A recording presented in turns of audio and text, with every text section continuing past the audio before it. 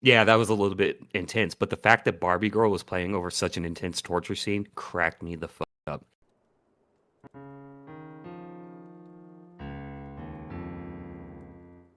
Welcome to Tairimo Boys podcast. I'm your host Cody. It's me in second chair is the boy about to enter the killdozer in a demolition derby. It's Jeremy. Oh yes, I'm ready for it. Will you win though? If we're doing boys in action, probably not. I don't think I'll we're be doing honest. boys in action today. We would die everywhere. But there's our boys in action for the episode, okay? Today we're gonna return to the Series Boys series, and we're gonna be delving into the first season of the Twisted Metal TV series, which many people probably don't know exists. I didn't, that's for sure. Yeah, we ended up coming across it when I was looking for stuff like maybe months ago. I never even seen a review for it. Or, excuse me, a preview. Not one. Maybe because it was a Peacock series? I don't know. Yeah, It was not well marketed, I can tell you that much. Oh, definitely not. Like I think I maybe only saw one or two things on it, and I mean it's been renewed for a third season, Yeah, if that tells you anything. so apparently it's doing well enough. So today we'll be talking about each episode, break each of them down. Jeremy, before we get started, what were your first thoughts on the series? Well, season one. I had very low expectations of this because number one, I've never even heard of it. Number two, when franchises are rebooted or brought onto the big screen, it's typically a disaster. However, I had a little bit of faith because there were some quite big names in here. So I was like, well, they've got some big names in here. The animation looks pretty good from what I see. Or not animation, but the CGI looks decent enough as I see. And I actually got excited to watch this, and then by the end of the first episode, I got hooked. That's fair enough. As for me, I'm kind of in your camp. It's like, what am I really expecting out of this? But since it got renewed for a second season, well, since the second season was already done, I was like, okay, this can't be like dreadfully awful unless like some weird Velma shenanigans happened, which I don't Right. think. No, that's the way I felt too. That's fair. So went into it. It surprised me. Like they did like so much stuff right.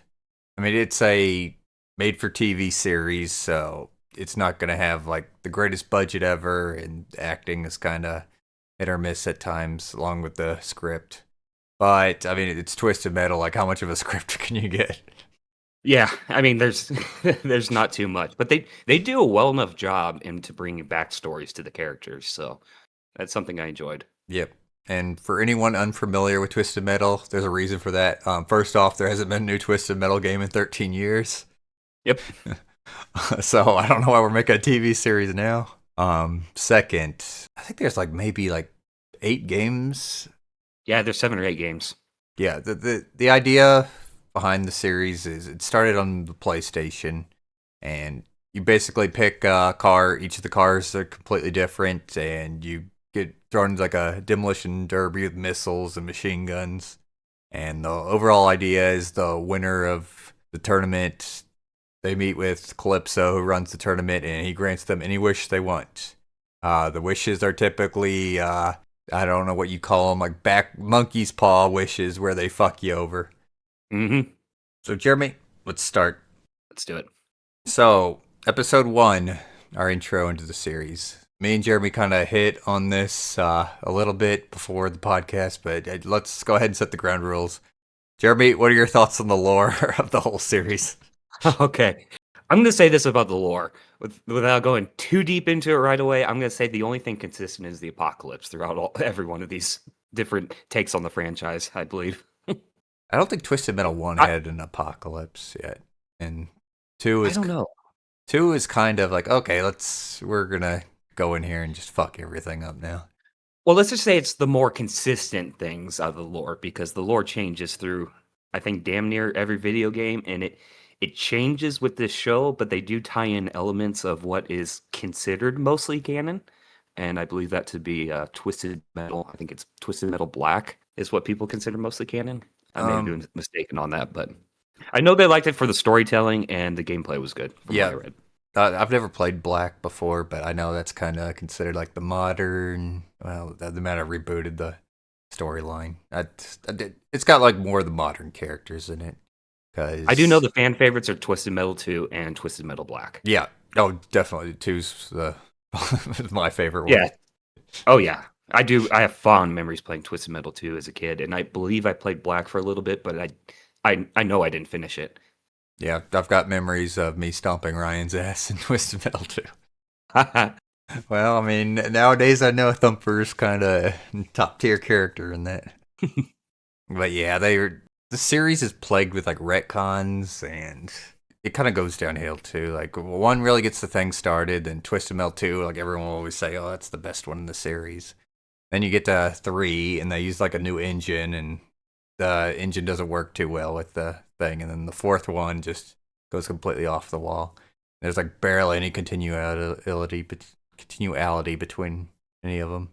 I That's know because a different company took over, if I'm not mistaken. it's a little bit of that, but like David Jaffe, who he made Twisted Metal, and he made God of War, but I think he was behind like the entire series. I mean, he probably dropped off at a certain point. But yeah, the engine changing, I think that was because they went over to like 989 Studios. Yep, And I know most people have, if they've played the first 4 games, they have a hard time remembering characters that are in the fourth game. I've never played the fourth game, so I couldn't speak for it. I've never played the third game either. You played Black though, and I never played Black, but I knew some of the characters, but that was about it. yeah, and I know they completely rebooted the lore in Black, and Hmm. I mean, the first 4 games were retconned out the ass. Like, first one implied that Calypso just had the magic powers himself, and by the time you get to like the 4th game, he's got like a magic ring that was doing it. Right, and now it's implied in this lore that he's going to be supernatural again. I think I kind of got spoiled on season 2, and I think there's a wishing well this time. Oh God. I don't. We'll see. Like I don't know if that's correct or not. Also, historically, it's been cast that Sweet Tooth has supernatural powers as well.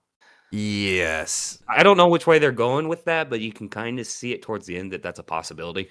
Yeah. The sweet tooth thing. I mean, in the old series, his like head was always on fire, and this one they don't have it going on.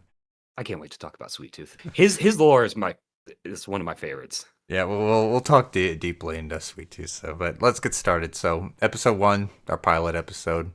This is where we meet John Doe. John Doe is basically a milkman, and in this series, the apocalypse happened. It was a nuclear apocalypse, wasn't it? No, it was a bug that took over it. Well, there were missiles fired, but it was a bug that shut down the world. It was a bug, It was but like a computer virus yeah, after and the World War or whatever. I think it was kind of implied too that Calypso might have had a hand in it. It might have been, but that slipped by me. It wouldn't surprise me though.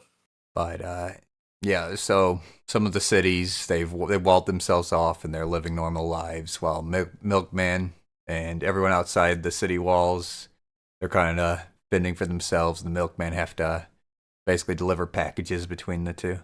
Well, all the cities, not just the two. We start with John Doe, and if we follow Twisted Metal Black lore, he is the driver of Roadkill. Yep. But we don't have Roadkill right away. Nope. We Start. have Evelyn, Yep, we have his car Evelyn. which is a badass Subaru RX. So, I mean, I was pretty stoked to see it. I'll take the Roadkill myself. Well, I'll take Roadkill too, but I mean, still cool Subi. Well, honestly, I'll take Minion. We don't get Minion yet. No, not yet. They'd have to really up the budget for that. You know, Cody, before we go deeper on this, I gotta say this is one of the most interesting like narrators, like how they introduce the apocalypse. Like my favorite thing, like how funny it was. The narrator said, "And the world fell to shit, a big old pile of apocalyptic shit. Some bug took out all the world's computers, power grids down, the internet gone, and not having easily accessible porn freaked people the fuck out." Oh, they constantly bring up porn in the series. I know. I love this so much. I was like, "Oh my god, this might actually be good." Yeah, I just had to mention the narrator because that was epic. that's what I like about the series. So the Twisted Metal series, it's kind of a metal series, along with kind of got a silly tone with it, and they keep with the silly tone in the series. Like they'll be serious where they need to be, but it's like the characters they're acting playful and silly. Right. When it's serious, it gets dark. but they keep it playful too. So it's a good combination of both. Yeah, like Sweet Tooth's backstory, which we'll talk about. And then we got to talk about his other backstories. Anyways, in this episode, we're introduced John Doe, who's driving Evelyn. He ends up meeting with the mayor. I wasn't really a mayor. It was like COO. COO. Yeah, of like There's news. always a bad CEO or COO every time. But Jeremy, it wasn't a crazy CEO guy. It was a crazy CEO woman. It's 2025 now. But yeah, he meets with CEO. She's named Raven. Do you know anything about Raven in the Twisted Metal lore? Very little. I know they changed her lore around where it's not actually she's not actually Raven, right? Yeah. Yeah. In Twisted Metal Black, she's the driver of Shadow. That's the purple Erst. But basically, John's given a kind of a 10-day time limit to deliver go get a package from New Chicago and get it across, which he does because he's promised citizenship. For San Francisco. Yep. New San Francisco. Yeah, each city's like independent nowadays. And we're introduced to the villain of this season, who's Agent Stone, who is basically the leader of a criminal gang called the Lawmen, which he's trying to reunite the nation. And he's like judge, jury, and executioner. He's the Twisted Metal versions of the Punisher. Do you know anything about Agent Stone in the lore? No, other than the fact that I think he appeared in Black. I think that was his first appearance. Nope. Nope? Okay. Well, then I don't know shit. Enlighten me, Cody. Okay. So, in this, Agent Stone is basically driving a SUV version of Outlaw. In Twisted Metal 1, he was the driver of Crimson Fury. And do you remember the brother and the sister that worked under him? Yes. In Twisted Metal 1, Chad was the driver of Outlaw, and then Twisted Metal 2, the sister Jamie was the driver of Outlaw 2. In the third game, that's when they started kind of changing Chad's name to Buzz, and both of them were the driver of Outlaw. Okay. Man, it's crazy, these lore changes, and we've barely started. No, yeah, if you want another thing, in Twisted Metal Head On, Agent Shepard, who was Stone's second in command for Quiet, beat his head in while he was jerking it to cartoon porn. In Head On, he was the driver of Crimson Fury. Head On, was that the PSP game? I think it was. Yeah. I think there's multiple. There's one that's like Small Brawl where like, every little drivers were kids and they're driving RC cars. Yeah, that's right. So there were two portable games, and then they took, I think it was Head On. They I guess revamped it for PS2. I think they brought another version of it to the console. I know that much. Anyways, Jeremy, name some stuff you liked about this episode. Okay, I really dug the small mall chase where John Doe was outrunning. What was it? What they call them, vultures or whatever. Yep. The guys are trying to pick him off, and the original PS1 games like slaps the window and he like looks at it funny, and then he wipes it off with his windshield wipers. That was awesome. There's actually a couple things I really liked about this episode. One of my favorite parts is when he does his initial delivery to New San Francisco. I don't remember where it was, but the guards, when they got the delivery, it was a package of dog food, and he holds it up and he's like, "Tonight we feast." Yeah, it wasn't New San Francisco. It was some like small colony place. Oh yeah, that's right. Another thing that I thought was going to happen but didn't happen is when Stone gave that one bullet to Quiet. I thought we were going to have a Jack Sparrow versus Barbossa in Pirates of the Caribbean 1. Oh, like scene coming up. I love that scene because it sets up right away how crazy Agent Stone is. Where he just throws him the gun. It's like, all right, one of you's going to unalive yourself or I'm going to kill you both. That's a hardcore scene. Like, seeing that, I was like, this sets the tone. We know what we got going on here. And then I like the brutality through the rest of it. Mm-hmm. As far as that, all I've got left to talk about is Sweet Tooth. Yep. So, fun fact for Sweet Tooth, he's played by the actor Joe Shanoa. I don't know if I said that right. I believe he's a wrestler, but he's voiced by Will Arnett, another big name. And Will Arnett killed it. Yeah, we'll talk more about Sweet Tooth in the next episode. Oh, yeah. Next episode's the Sweet Tooth episode. Yes, it is. The episode basically ends with Sweet Tooth chasing Quiet and John Doe. But yeah, it's an excellent episode for like setting up like this is what the world's like. Here's our main characters. Got John and Quiet. They both Yes, we hate do. each other, and it just shows you how dangerous the world is and what it's like. Like I said before, like the acting was kind of stiff at parts, and the writing was kind of bad. It gets better as the series goes on, but like the first episode's really where you see it. Hmm. Wait, Overall, excellent episode. yes, and I think like who is it that plays John Doe? Um, Anthony Mackie, Like I feel like he our could new be our like new Winter Soldier, or not Winter Soldier, our new Captain America, rather. is he? Yeah. Oh, okay. I thought he was like a nobody actor. You well, you haven't watched a Marvel movie since when? I know it's been many years. the What was the last one you watched? the Spider-Man right Endgame? after Endgame, Okay, yeah. and I had a chick that made me watch Guardians of the Galaxy 3. Okay, I was gonna say, it's like I feel like he could be like a modern day Will Ferrell, but no, he's already got some acting chops. No, On he's had already some big roles, and Yeah. he's filling some big shoes. Okay. He used to be the Falcon in the Avengers. Yeah, that as soon as you said that, I know. Anyways, next episode. Next episode's the Sweet Tooth episode, where John and Clyde end up getting captured, and they have to deal with Sweet Tooth in order to escape. And we get introduced to Stu and Mike. Yeah, we'll talk about them near the end. And All right. their lore changes. Yeah. All right. What do you know about Stu and Mike? Fine. What do you know about their lore? I know that Stu and Mike teamed up in some of the original games.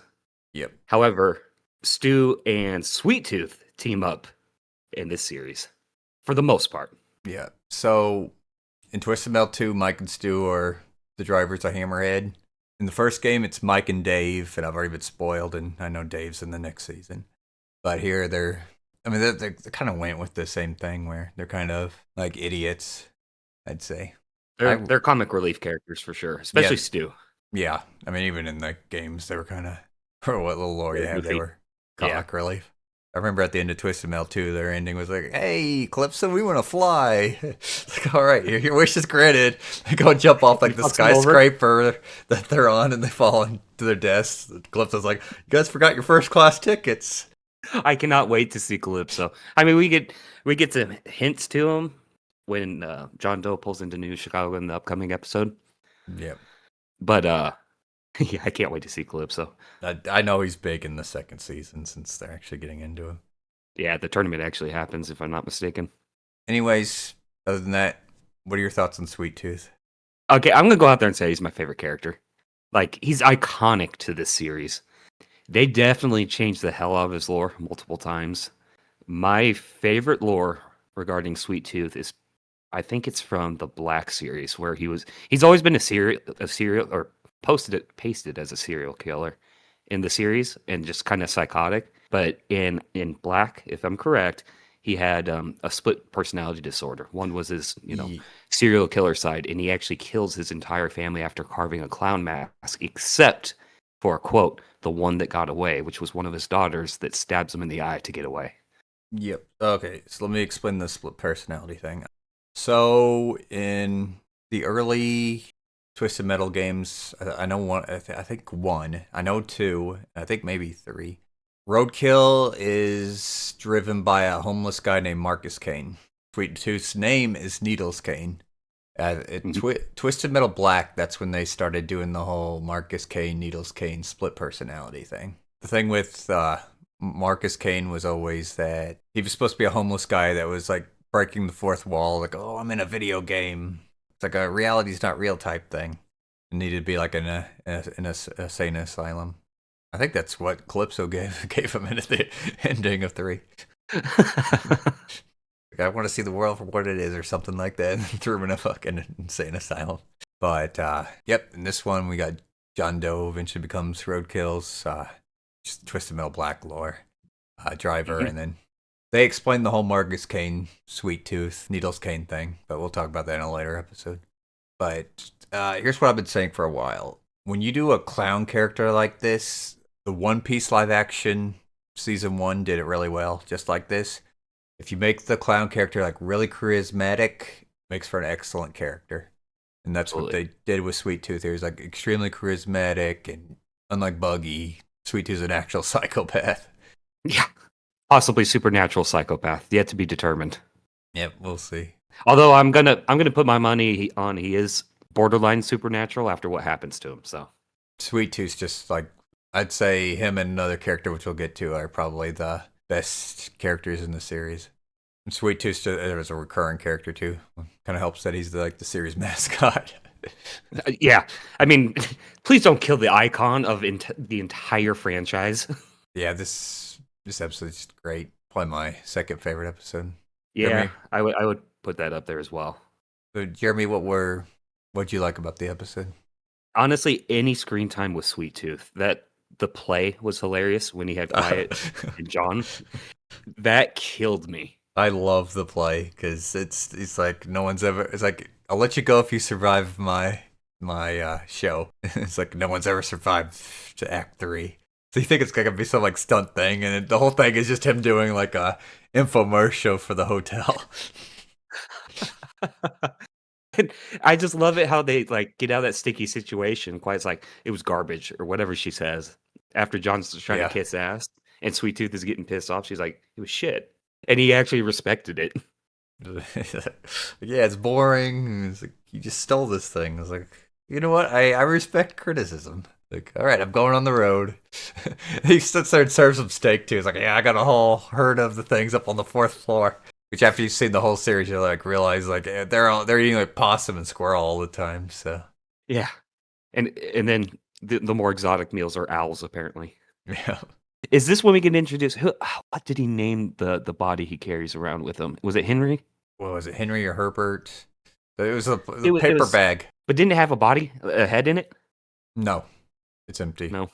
Oh, No, because he pull it's not full, but he's got it's clean, so it doesn't have a head in it, and he pulls stuff out of it occasionally, like the lighter fluid. no, that's true. Yeah, he does. I guess towards the end pulled out the light fluid. Yeah, that makes sense. But anything with Sweet Tooth in it, that was the most memorable part of this episode for me, and by far one of my favorite episodes. What about you, Cody? So Sweet Tooth's like I said, probably the best character. Well, there's that character. It's great. I'll talk about it, but yeah, He's hands down my favorite. he's I'm just saying. he's a threat, and he's funny for the viewer. You wouldn't want to run into him in real life. I'd be terrified. We've already mentioned Mike and Stu a little bit, but we get their introduction where they're trying to join up with well, they were captured by cannibals, and before they get butchered, off Agent Stone and his people arrive and save them, and put them through initiation where they have to kill some scavengers, and Mike has to end up saving Stu's ass on that. I really got nothing more to add to that episode. Yeah, Other than it's thoroughly enjoyable. One thing that is consistent with this series is I love the screen time split between most characters. yeah, it does pacing like really well, and you Mhm. can I sit was there and very juggle impressed. like all the characters. Especially adding flashbacks with backstory, the backstories being built. And then they do tie in a lot of the stuff that was considered more canon than others. I like that a lot too. Yeah, yeah. There's never a place like, why the hell is this here? And like, Yeah, exactly. I remember all the flashback. I was like, oh, I want to see more of this. I can't wait to see more. Right? Especially when you get to Quiet's backstory. Yeah, that was a good one. But we'll talk about it. We'll talk about it. So, Yep. next episode, Hoover Dam episode. Find out Agent Stone has control over Hoover Dam. John and Quiet end up going, get captured, and they have to find a way to escape. We also learn Agent Stone's backstory here. Yes, we do. This is the Stone backstory episode for sure. So he's like this judge, jury, and executioner now, leading the lawmen, but we find out in the past that he was like a disrespected cop put on mall duty, and neighbors took advantage of him, stole his pornography and his guns, but he ended up going in and like, but well, maybe this was another episode, but we end up finding out like people always refer to it as like, oh, this is the hero that stopped like the terrorists in Topeka. Find out that he just went on a freaking rampage whenever so-called terrorists were laughing at him. Poor Agent Stone was bullied into going to the dark side. I got to mention, going back to the whole you mentioned earlier about the first episode or our introduction about there's so much mention of pornography. You know what we don't fucking get in this is a boob bonanza. Well, we're gonna get some penis palooza. Don't worry about that. No. Also, from this episode, I realized that DMVs in the apocalypse are just as scary as they are now. I love that. They get taken, yeah, they get taken in, and Agent They're Stone's running tortured. the whole place like a DMV, and then tortures them with. They do all kinds of torture to Mike and I need you Stu, to and fill out these after forms while he has like Barbie World playing on the speakers. I, that part, I laughed so hard at. You I, could not believe it. I wish they wouldn't have done like the waterboarding scene because it kind of takes away from the DMV torture thing, since that's like Yeah, actual torture. yeah, that was a little bit intense. But the fact that Barbie Girl was playing over such an intense torture scene cracked me the fuck up. Also, Cody, I don't know if you did this or not. I don't know what year this actually takes place in. I know what year it takes place after, but I don't think it's ever mentioned what year it is. So I tried to pay attention to like as they collected pieces of media or CDs or video games and such. I tried to pay attention to the dates. Jeremy, it is very hard to figure out what's going on because It's hard. I do have a you, solid date of when it's after, yeah, it's like after but like maybe like 2003 or something. Because 2012, I believe. it's weird because you've got Twisted Metal games in the mall. Whenever they're in the movie theater, whenever Quiet throws her axe, she hits like a cardboard cutout like Dana Carahine, like the Master of Disguise, doing the turtle thing. And that was like Right? a Well, movie when I was like a kid. but they also had A Knight's Tale on the poster as it was showing in film or in theaters. That movie came out in 2011. So there's no clear gap of when the apocalypse happened versus where they're at now. However, it is after 2011, and that popcorn is fresh as shit because Yeah, popcorn I does was not thinking. stay fluffy like that. Dude, you cannot eat popcorn if it's years old. I'm sorry. It expires, even movie theater popcorn with preservatives expires within like a week, maybe two. You could still eat it and may not get a parasite, but you're pushing it after that. Yeah, it's confusing. I mean, I it's been 20 to I 30 look the other way years. for that. Yeah, I Yeah, look the other way for the whole popcorn thing, but that's just I know it's after 2011. yeah. Don't think too much about it. Like, Agent Stone's an old man now, so it's probably been Yeah. 20, 30 years. Yeah, Like, that's the only thing I could go off of. walls aren't built in a day. I can tell you that. Right? But anyways, Jeremy, what'd you think about the episode? Favorite stuff? Um, All that. the whole DMV scene. I just Yeah, loved it. It was great start to finish. I knew one thing that you would appreciate, Cody, and it popped up to me immediately, and you already know what I'm going to say, is gun clips actually run dry in this. Oh yeah, they're serious about the guns. Yes, they are. I knew you were going to appreciate that. I was like, I'm going to double note that one. But other than that, very enjoyable episode. I don't have a whole lot to add on it, to be honest. Yeah, I enjoyed it, especially when you get to a lot of development with Mike and Stu, where Mike's just tired of like Stu having to like fix Stu, and then like whenever it comes to it, Mike doesn't have the not Mike, but Stu doesn't have the heart to throw John and Quiet off a Hoover Dam, so they escape and end up accidentally leaving Stu behind. Which was hilarious. I think it was John that was like, should we go back and get him? And Quiet's like, nah, we're good. And that's when he gets recaptured. All right, next episode. This is the semi truck episode where John and Quiet get captured by a group of truckers, moving convoy, and they have to go and get medicine, Dr. Evil quotes from a Crazy plant lady. crazy plant lady. Yes. So, Jeremy, do you know which three Twisted Metal characters were in this episode? Crazy plant lady Yep. and Quiet. Well, those two are given. Also what's the blonde chick's name? I can't remember. Winds up being Plant Girl's lover, or is Yeah. Plant Girl's lover. That She's is- in it. She's in the mobile version, and then Granny. Yep. Did I get all three? Besides who we've already mentioned? All right, cool. Yep. So Amber, she is the driver of Flower Power in 3. You actually see the beetle in front of her house. It doesn't have like all the stickers on it. The old lady, she was the driver of Hammerhead in Twisted Metal 3. And then blonde chick with the hairy pits. Why did Okay. they choose to do that? It bothered me so fucking much. Oh, I was like, gross. why? Yeah, she was Twister's driver. So, Jeremy, what'd you like about this episode and think about it? Okay, there's one quote from John Doe that killed me when he said how he's seen milkman die worse. The one that really got me is when one of the milkmen fell asleep on an anthill and the ants ate him from the Butthole. inside out. He said the poor bastard was betrayed by his own butthole. And, didn't Amber say that, like, tell that story again? It's like, yeah, apparently someone fell asleep on an anthill. And Yeah. I loved Amber as the actress. Yeah, absolutely. She killed it. Like, as soon as she gets there, like, you want some lemonade? And she's trying to find out that she drugged him. She's sitting there torturing him with plants. Although, if looking back, she tortures them because she thinks they were holy men. And it's like, whenever after watching the whole series, like, why did she think they were holy men? Like, the holy men are kind of No, wearing not this, even wearing the mask. yeah, they wear these like BDSM shit, and, like biker We'll stuff. get to that stuff. That's a wild episode. I might be So- scarred by that episode. This is a great world building episode because It really is. you could see like they've got that convoy going on that never stops moving. I like the idea behind the convoy. Never in one place for too long. Yeah.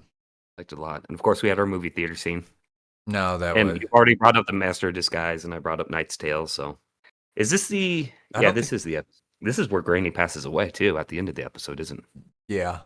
Okay, I had to say something about that. She had a beast of a post-apocalyptic Viking funeral. I loved her. I was just gonna leave her ass at first. Yeah, they were like, Fucking well, that was Darwin. anticlimactic. And then Twister's actress pulls out the remote and blows the thing up. Then she's got the Granny Sutra book with all the like sex positions in it. Which Quiet studies in depth. I'd like to practice that with Quiet. Yeah, it was a good episode. It was held up by Yeah. like the actors. It did a really good job of introducing a lot of new characters and giving story. Even though Granny had a very short screen time, like it still gave her a good story. Like it built her character up well. Yeah, even though she's introduced and dies in the same episode.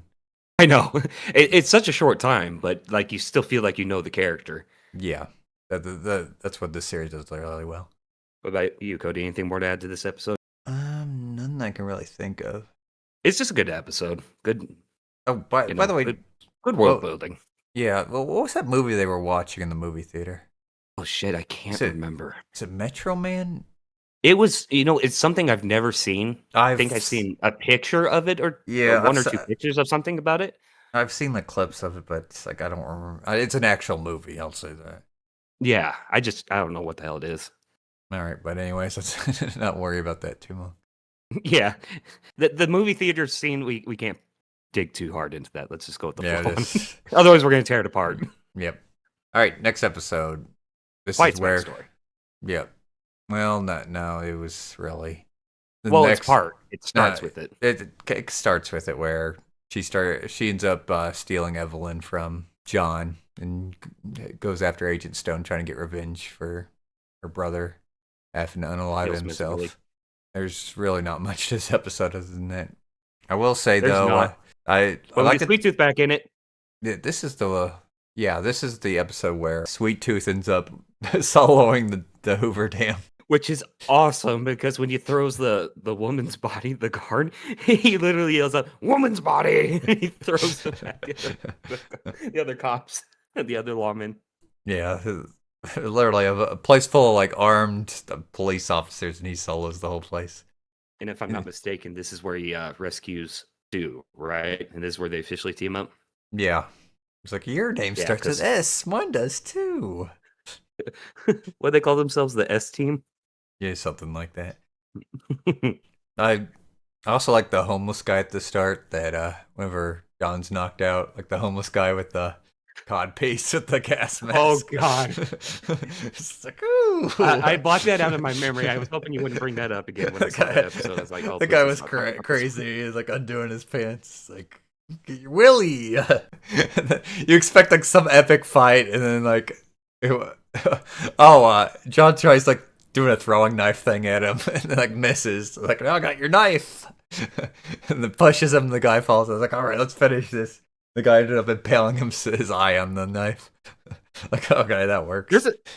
There's a thing for impaled and or shot eyes throughout this franchise, I guess. Maybe it's foreshadowing or something. I think it actually was. Now that I think about it, because like I said, Marcus Kane in the like original timeline was like a homeless guy. So maybe that was like some foreshadowing to what happened to Sweet Tooth. Yeah, I'll go with it. I like that. Makes sense to me. But anyways, the episode kind of ends with Quiet and Evelyn. But no, she wasn't in Evelyn. She was in a stolen. Stolen a lawman car. Yeah, one of the lawman cars. She ends up going head to head against Agent Stone and Outlaw, and Agent Stone ends up blasting her away. Then John ends up coming in and saving her. That's pretty much it for that episode.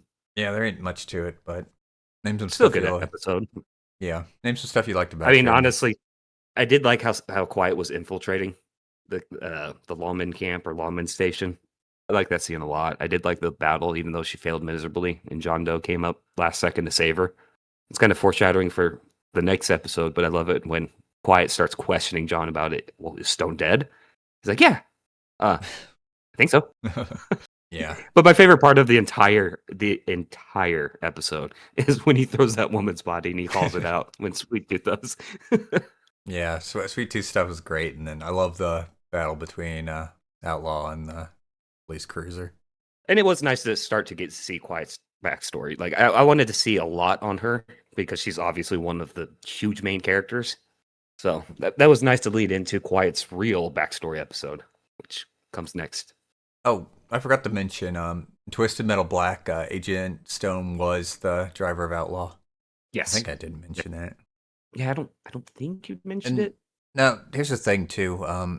Looking at it through like modern day lens, they didn't race swap very many characters, which I was kind of surprised. Yeah, there's no like severely pushed modern day agenda. You know, that nothing is shoved down your throat in this series, which I love. That this is not 2025 in this series, whatever year they're in. I mean, maybe the lesbian stuff, but I mean that's just so small that like who cares? Yeah, I mean, then, exactly. It's not shoved down your throat either.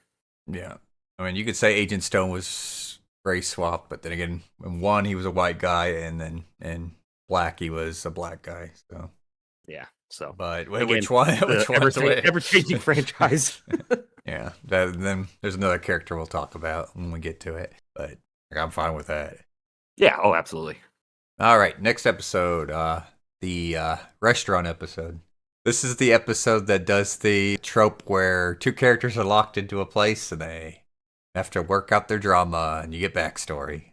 So basically in this episode we get all Quiet's backstory and we get some very interesting scenes where the restaurant was like controlled by a cult that thought aliens were going to come down and save them.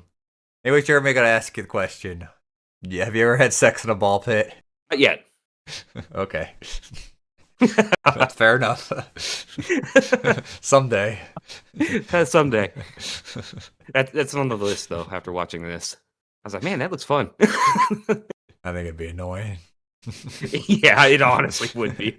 Yeah, I'm going to say this. I loved Quiet's backstory because throughout all the episodes so far, we noticed that like she's missing her middle finger. Finally explained. Yeah, and then her brother, whenever we're seeing him like modern times, he's missing his ear. And we don't find out what happened to the ear till like the end, but you can kind of infer what's going on. But they're essentially slaves in like Orange County. And they start off by like, they're picking like apples or oranges or something. And they get like a 4-year contract. If they work as like these specific jobs, they'll end up getting like citizenship and property. And whenever we jump like 3 years, that's when Quiet's missing her like middle finger. Then you see like the actual citizens, they're wearing like limbs. They're like dressed like the apocalypse didn't happen and acting like it, but they've all got slaves following them around and they're turning like their slaves' appendages into like jewelry and stuff. It's not be high class. Yeah, it's class, very, very interesting concept. It is, and I have to put this in there. Quiet's backstory is up there among the best, if not the best, to me, because we get so much screen time with it. So it does a lot of character building in this episode for Quiet. Yeah, I love the like whole reveal at the end where they're both in like year 3 of their 4-year contract, and then basically the announcement comes over like, oh, there's a mass shooter on the loose. You find out it's another slave yelling about like, I did my 4 years. Where's my citizenship? Right before like the I think they were called the Reapers, which is like the gang running the place, kills her. So it tells you, like, yeah, they're wasting their time doing this. And they're going to Mhm. probably be killed whenever it's all over. Her brother ends up losing his ear, and they end up escaping. I actually had to look up. Like, I was curious. I recognize the actress for Quiet. Oh, what's her name? Stephanie Beatrice. That's it. I was like, where have I seen her before? She has played in Reno 911, I think Parks and Rec, and she voiced somebody in Has Been Hotel. I think it was Vaggie, or at least she voiced a portion of Vaggie's voice. Yeah, I know Has-Been's been going through, like, voice actors. Hmm. I think it's part, like, what is it? Like Screen Actors Guild type situation, and sometimes the actors aren't reprising their role. Yeah, I just had to look that up because I was like, I know I've seen her and shit before. I just don't remember where she's from. But yeah, it's just a little sidetrack fun fact. I didn't Oh, recognize her from anything. oh, we also get this is the episode where we get Calypso's foreshadowing because I think it's near the end of the episode when they're driving into Old Chicago. You see Calypso. It says Calypso something, but it's spray painted on the "Welcome to Chicago" sign. Yeah. So there's our foreshadowing for Calypso. And if I'm not mistaken, I'm not sure what episode it is, but I think we get a brief glimpse of him. It was the final episode. Kind of like, oh, get ready for. Ah, that's right. I Yeah. mean, I know they talk about him. Is that where they show him too? It might be. I don't know. I just remember a brief glimpse. Yeah, we'll, Yeah, we'll talk about it when we get there. And actually, it's the next episode where they meet with Calypso. By meet, they go that's right. into like an underground bunker, and he's being all mysterious. Like, I liked Quiet, what Quiet was doing whenever they met with him. I was like, ooh, it's like a haunted house. Like, ooh, there's a mysterious guy in there. Calypso's like, what? You're not They- impressed? Like, can I get a deep dish pizza, please? Like, that's why this series works, because you have this like extremely serious moment, and then they're just making jokes out of it. it really works. I mean, and it's not corny like a Marvel movie. Like this comedy fits the dark tone so well. Yep. So, but anyways, we're on the next episode now, so let's talk about it. So, before that, Sweet Tooth though, episode we got a Sweet Tooth episode. This is where we find out Sweet Tooth's origin story. for the TV series. Yeah, for that's a given. Jeremy. Yeah, I know. We've already talked about severe lore changes. But yeah, the Calypso ends up giving him a package. But we find out in this one, Sweet Tooth was like a child actor, and he was on this show called Billy and the Two Scoops, and he was acting like, I don't want to be a child actor, and he was mad about like his co-host like having like main billing. It's like, it's Billy and the Two Scoops. Billy is one of the two scoops, and then like he's got like a stepdad, and like it's like, you're lucky I brought you into my life.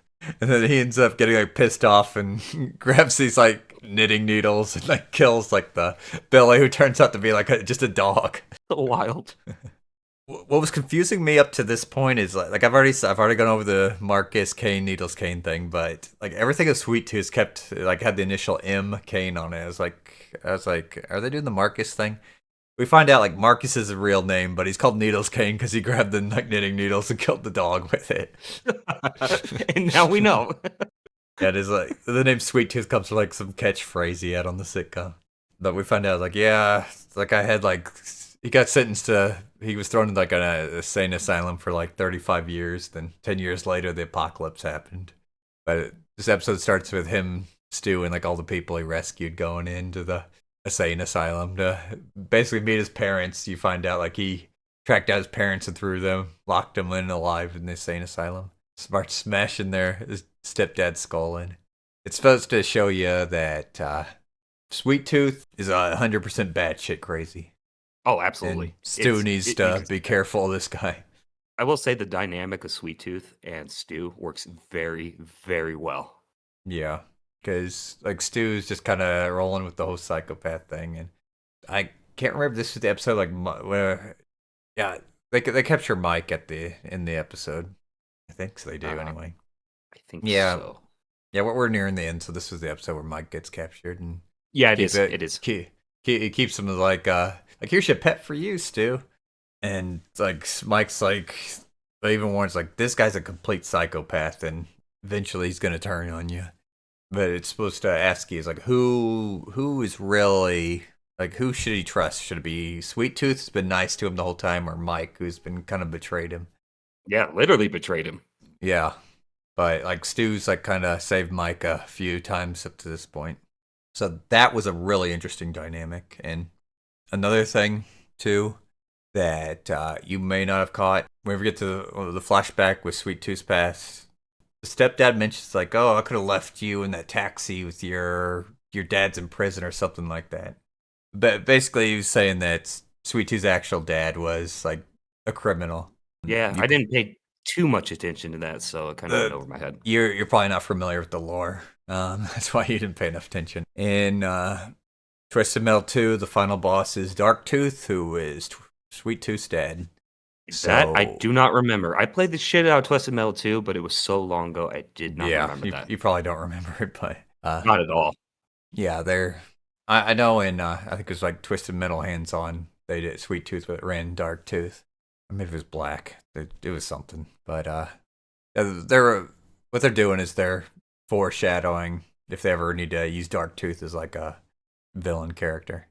Like it. At But least plenty of opportunity. yep. Now here's the thing too. We've only talked about half the episode, Hmm. and the other half of the episode, John and Quiet end up going to a milkman truck stop called the Nut House, where they end up just resting and getting in a fight with everyone. Jeremy, did you catch all the references in the Nut House? There was a lot of shotgun ones, so I did not catch them. I know that for a fact. Okay, so here's a little fun fact for you. Before I started watching this series, I was like, okay, I wonder what characters we're going to see. I'm so excited for this. I was like, you know what character we won't see? We won't see the character Drag Queen. Do you know what character we see in this episode? Yes. We see the character Drag Queen from Twisted Metal 4. I couldn't believe they had the balls to put Drag Queen in the series. I thought it was hilarious, to be honest. No, there were some interesting characters in this I episode. paused and literally clapped. I was like, congratulations on having the balls from that. So there were all the cameos. There was Drag Queen, there was Bloody Mary, Pizza Boy, and Pit Viper and Mr. Slam. Speaking of Mr. Mr. Slam, Slam. is her penis full of Okay. We don't see his penis, but okay, we can do this one. As long as I don't see a dick. I ain't doing a penis palooza where I see a dick. Game over. All right, so whenever they go into the bar, Quiet asks, like, where are you called Mr. Slam? It's like, you should see what I do with my penis. And then later on, whenever Bloody Mary is turning like everyone against like John and Quiet, she's kind of figured out that he's got something like really important that he needs to deliver. Mr. Slam's up on stage with a watermelon. You can see him like grabbing his like boxers with his hand. He's got like a 14-inch dick. I love it whenever like Mary's turned everyone against him, and like right before he's about to smash the watermelon. It's like, all right, John, you need to hand over your package. He's like, couldn't you wait another minute? I wanted to see this. Okay, I gotta correct the quote though, because when Quiet asks why are you called Mr. Slam, he goes, because I can crush anything with my massive penis. Okay, it was something like that. That was so hilarious. You thought that was just a throwaway line, but it wasn't. No, it was so fucking good. And then you do get to see him smash a watermelon with his dick. Yeah, but I love it when the fight ends and all you see is Mr. Slam pop up behind the counter, like he was terrified. He stayed Start swinging around that baseball bat you got in your pants, the old ball and chain, if you will. Yeah. What'd you think about this episode? He was my favorite character at the end. It killed me. It was cool seeing some of the other characters though. Bloody Mary, her actress killed it for her part. Yeah, I loved her part where she and John had like a backstory, and she ran another place and before it got burnt down, and she's just turning like everyone in the bar against John, even though they have a history. Like I love the way she dies, or maybe doesn't die. I don't know. Quote unquote. Yeah, where Quiet just spares her. It's like, all right, you get a second. Like here's your second chance. Use it wisely. And then she does the Frieza thing of like, taking a butterfly knife out and charging. Quiet before Quiet sticks her axe through her chest. Good reference, Cody. Way to bring DBZ into this. We also see John beat Pizza Boy's head in with a fire extinguisher. Yeah, that was awesome. Unfortunately, we don't see any of the vehicles, by the way. Right? So we don't get to see Mr. Slam's like front loader, the freaking teeth on it. Jeremy, what'd you think of everything overall? I thought it was a great episode, even though we didn't get to see the new characters introduced. We didn't get to see their vehicles, but overall, fantastic episode. It's up there on the list for my favorite episodes. Yeah, great episode, great world building, sets up backstory, and it's fun. It's funny overall. Like you thought the penis joke was gonna go nowhere, but nope, it went somewhere. All right, next episode 8. We're almost done. Next episode is the episode with the Holy Men, where Evelyn gets stolen by the Holy Men, end up sneaking into the Holy Men's base, and John ends up fighting with Preacher. Preacher is a wild character, to say the least. This is why I said, like, Sweet Tooth's, like, maybe one of my favorite two characters. Like, I love Preacher in this. Yeah, I do too. He was very, very good in this. Yeah, this episode's great, because, like, in Twisted Metal Black, like, Preacher's, like, a serious character. They both have the same backstory where they were possessed by Demon Baby and killed, like, an entire church, but, like, the Twisted Metal Black version's, like, trying to repent, and this one's just, like, God abandoned us with this apocalypse, so we're gonna find pleasure here on Earth. And they've got, like, some, like, BDSM biker trucker cult thing going on. There's a lot of stuff that goes on in this episode. I absolutely love Preacher's, like, actor, too. Same. He killed the part. Yeah. Like, he's funny, and, like, the guy's, like, really acrobatic, because there's, of course, drugs going on in this BDSM cult thing. It's like, well, what is, like, here's your drink. What is this, rum and Coke? Drake says, like, what's the crunchy stuff in it? Oh, that's the Coke. I laughed so hard. You see Preacher just do a line, like, right before he's fighting John. Yeah. Which Preacher can kick some ass. Yeah, yeah, because he's like doing like handstands and shit, roundhouse kicks. Okay, guy's like just like I said, acrobatic. That's how crazy Preacher is. Is like the whole reason this fight started is because John and Quiet had infiltrated the camp after taking the masks, right? And so they've already taken Evelyn. They have Evelyn parked outside their warehouse, and Preacher's like, "Should I fuck this thing? Give me the lube. Muffler. Give me the lube." And then that's how the altercation happens. But yeah, also like as soon as they went into the base, they had the guy that was crucified upside down. Like, he probably deserved it. And the guy goes, "I didn't. I did it." Like, this episode's like a peak of like where you get comedy in this. Oh yeah, this is peak comedy. I'd say this is the peak comedy episode of the series. So far. This was my favorite episode. Yeah, it's got some serious tones to it, but it's got a ton of comedy that flows really, really well. And Preacher, like you said, Cody, is easily one of the best characters. Yeah, and we also got like John's backstory in this because like throughout the series, John got amnesia and before the apocalypse or during, like at the beginning of it, and can't remember any of his actual backstory. So we get the backstory of like how he got Evelyn and why he's like so attached to the car. Or you find out like he kind of stayed there and ended up getting her working as he tried to escape from cannibals. John had a pretty big lore change too from Black. Anyways, at the end of the episode, Evelyn gets blown up and we're left with John without a car. So Jeremy, what do you think about this episode overall? It was cool to see John's backstory, and at least how they said he got amnesia. Again, it's different from Black. I believe in Black he was an undercover agent, I believe. And something happened, and I believe there was an explosion that gave him amnesia. But I actually like this. And then, you know, this is the episode we get. Do we get Roadkill in this episode or the next episode? That's the next episode. Okay, so it's going to start tying into what was considered mostly canon. I like John's backstory. I love Preacher. I love the fight. Quiet really fucked up for Evelyn. Just going to say that. Got Evelyn captured. And also towards the end when we get to see Sweet Tooth again. I believe it's towards the end. I don't think this was a Sweet Tooth episode. They didn't have Sweet Tooth episode. It wasn't Sweet Tooth in this. That might. All right, No, that's episode 9. It's definitely the next one. Okay, that's the part I can't wait to get to that part. Other than that, overall, I would say this is one of my top 2 episodes. Yeah, like I said, it's my favorite. Like, I think Preacher was just really well done in this, and you get backstory, and it's just fun overall. All right, next episode. Let me turn my page. Lots of notes for this one.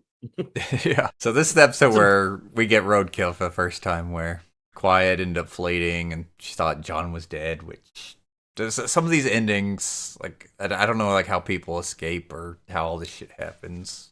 Yeah, I'm gonna say with an explosion like that, both Preacher and John would be dead. But well, you know what? It's a metal series. Maybe like all the holy men fled, so it's not like Evelyn can't just go walk in and make sure everyone's okay or something, right? Or at least look for the body of a possibly recently deceased John. But no, she runs off all butt mad, and a vulture ends up like ambushing her, and they have like a serious like heart to heart conversation. I love that.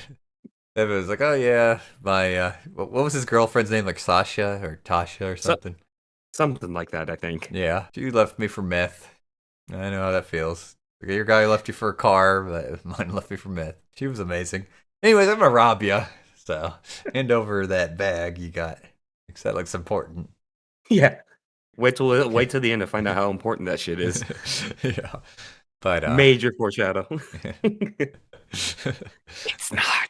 Well, it kind of is. We'll talk about it, but John ends up saving her, and they meet back up with the truck convoy, and we see Sweet Tooth ends up. Actually, maybe it was the last episode. There's one episode where Sweet Tooth ends up attacking the Holy Men, and I think it's one of their outposts, and ends up getting like a bunch of missiles and shit.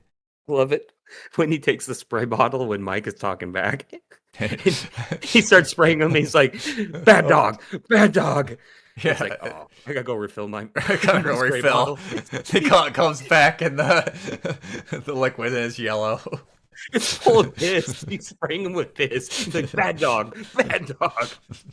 Yeah, that's really when Mike's like, this guy's a psychopath, and he's gonna eventually get you. Okay, tell me. Okay, furthering on that, the final part where we see Sweet Tooth in that episode, whatever one it was either 8 or 9. I don't remember, but I got the nerd chills when he poured the oil, when Stu poured the oil on his head. Oh, that was lighter fluid, was it? Oh yeah. It's the barbecue fluid shit. Yeah, I was like, all right, I know what's gonna happen. And it's like light me on fire when it's time. It's like, okay, they're doing this fan service for the flaming head. We had to have the fans. He is the icon of the franchise. We needed that, and I like how they added it in. Anyways, Jeremy, what were your overall thoughts of the episode? It was a great episode. I mean, we got to see a little bit of Sweet Tooth. I think it was this episode, but it was just an overall fun episode. I'm not going to put it up there with my absolute favorites, but it's all these episodes are thoroughly enjoyable. I'd say this one meets somewhere in the middle. Yep. Other than that, I don't have much to add to it. My main complaint with this episode was the drama between Quiet and John felt like forced and didn't feel realistic. Yeah, I can see that. Like it definitely gives off that vibe. Yeah, it really wasn't well written, and no, I mean, if you're in you're a post-apocalyptic world, and you meet up with somebody that you potentially really care about within 10 days, and you form this partnership, you're not going to act like that. Yeah, it just felt off. But other than that, we were introduced to Roadkill for the first time. It's basically the whole episode's like setting up for like the final battle in the next episode. So that's why there ain't much to say about it. Just getting like everyone's ducks in a row, but it's part 1 of 2. That's what I'm gonna say. Like it's just leading into next episode, like you said. Yeah, like the episode ends with them driving into like Agent Stone's blockade and Sweet Tooth coming in, and we get to see him fire the pink missiles for the first time, which was awesome. Yeah, I don't know about the other games, but well, I don't know about 1, but I know that was a special in 2, and then 3 had the flaming heads, and then 4 had that "fuck you, I'm the final boss" thing that everyone hates. That's like one of the most unfair bosses I've ever fought in any video game. Was it a Souls-like boss? Jeremy, oh my god. Just I've look never up. played 4. Just look up Sweet Tooth fight Twisted Metal 4 and you'll see how bullshit that fight is. Is that the one where he takes over the tournament? Like Yes. he's the Yes. host, right? Because he Yeah. overthrows. Yeah, he overthrows Calypso and then gets his magic ring, and then Calypso's like one of the contestants in the tournament. And Calypso's like has like a missile truck, like a nuke on the back. I do remember that truck. I did play it. That's really the only two things people usually remember about that game are Calypso's missile truck and Sweet Tooth's bullshit. Fuck you, Alt. Like seriously, people at home, look up what that special attack ultimate does. Fucking bullshit. All right, final episode. I will, before we get into this, like, it's the ultimate showdown between, like, everyone, Agent Stone and the Lawman. Jeremy, did you have a problem with, like, Agent Stone's, like, motives, like, later on in the season? Because, like, I thought, like, why is he so focused on getting, like, John and Quiet? Like, Sweet Tooth sitting there, like, slaughtering entire outposts of his. I know, like, Sweet Tooth should be priority number 1, and he's like, "Oh, this clown," when he shows back up or something like that. It's like, you have a serious threat. He's taken out, like, your army. Like, this guy is killing your troops, and you're worried about John and Quiet? They've maybe killed, like, maybe A handful? if even that. I'm thinking, If like, even. did they kill any of his guys at all? I honestly don't remember. He heard Jamie and Chad's, like, neck. Yeah, other than that, like, Sweet Tooth has killed off his entire army, basically, and he's coming to kill the rest. Like, this guy is a proven serial killer. Yeah. But I'd be a lot more worried about the clown shooting missiles at me than I would John or Quiet. Yeah. But this is where we're in the final episode. This is where we get the final fight where it's everyone, we got Flower Powers and some other trucker girls, like, driving, like, the semi-truck. We got Twister and Twister. I don't remember what her actual name was. Was it Amber? Amber was Flower Powers. Like, oh yeah, that's right. I get them mixed up. Yeah, but anyway, Harry Pitts. Yeah. Harry Pitts girls in Twister. Yeah, we got then we got Roadkill being shown off for the first time, with Sweet Tooth kind of acting as a wild card. He's there for the fun. Yep. So we get like an epic Twisted Metal battle finally. Right? And we get to see the flaming hair. Yeah. That's after the last episode we pours all the lighter fluid. Maybe it's called starter fluid. I don't. Who cares? But yeah, pours it on his head. Is like, all right, Stu, light it up. Then you get the flaming head. He's launching the pink missiles from the truck. There's a lot of fan service right there. Yeah. There's all the fan service you need. Yep. God damn it, it was worth it. Yeah, this episode's so great. Yeah, it's epic. It's easily top 3 for me. Yeah, because you've got all of the lawmen driving like basic cars while everyone's trying to kill everyone. Sweet Tooth even goes like friendly fire type thing. Yeah, it just shows how crazy he is. Yeah. They were just in his way or too close, and he still blasts them. Yeah. Who was it that shot Flower Power? Shit, I don't know. Yeah, that I should have really rewinded it, because she's driving the semi, and then at one point like a bullet hits the windshield, hits her in the neck, and then they do a fake out of like, oh, she's dead, but somehow the wound got plugged in her neck and she survives. I think she blames like Roadkill for that. Did she? I don't remember that part. I don't know who shot it, but someone did, and Twister and her acted like they were gonna get revenge. Like this is great. Yeah, great episode. Semi doing a lot. Twister outrunning a missile, going too fast, and she's going too slow. That was awful. And then that's when Mike and Stu are like realizing, it's like, all right, Stu realizes like, okay, this guy's a psychopath. And then whenever Mike tries to get Sweet Tooth ends up turning around, grabbing him. And it's like, all right, Stu, time to get your fangs. Because he kept on referring to him as like a puppy. Just needing to get his fangs. Like, shoot your friend, Mike. Put your dog down. Yeah. That's when Mike's like, okay. Like, Mike's right with this. And then ends up shooting Sweet Tooth in the eye. So there you go. Lore changes all around, but his eye still gets damaged. This is also why I say he's very potentially supernatural. Ain't nobody surviving a shot to the eye like that. Well, not with that caliber, but I want to just go with it. No one's surviving a shot to the neck. There's one other reason we'll get to that hints at Sweet Tooth being supernatural too. towards the end of the episode. But they end up beating Outlaw, Agent Stone, get him outside of his car. Ends with Quiet throwing an axe at him, getting him in the mouth, and does the whole, here's your one bullet. You can either die slowly or unalive yourself. And they run off, and eventually there's a gunshot heard. Unalived. Yep.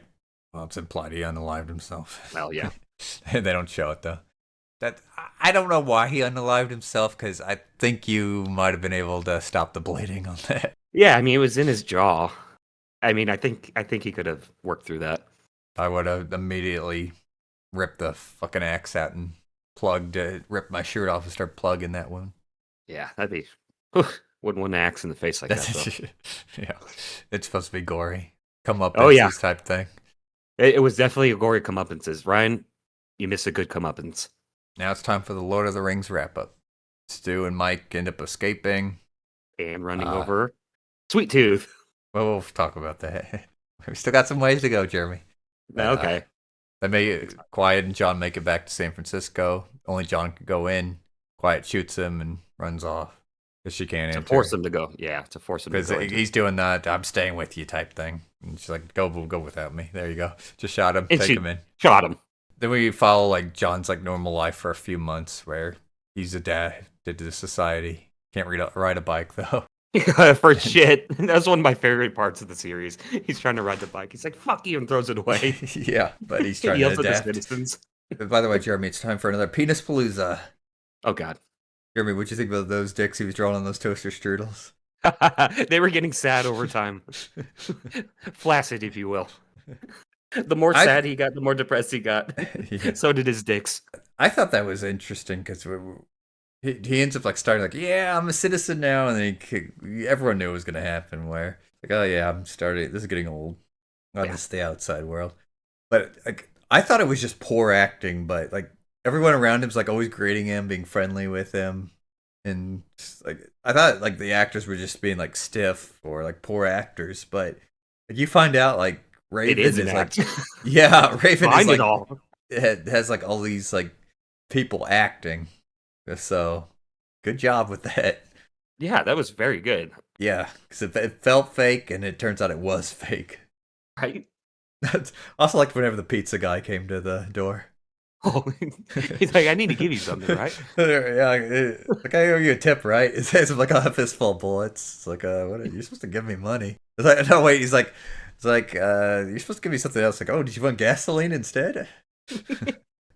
Just take the money. It's like, look, I appreciate all the hard work you did bringing this here. He's like, the pizza guy's like, it's no big deal, man. He just walks off. That was like so funny. I gotta say, adding to that, eating pizza with a knife and fork is diabolical. I thought it was funny. He was like, wasn't he also like holding it like really weird too?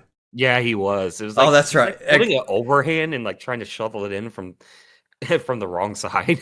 That's the good thing too about this. Like every time like John has to use a knife, he's like using it like really weird. That's so funny. It's a theme throughout the whole series. Yes.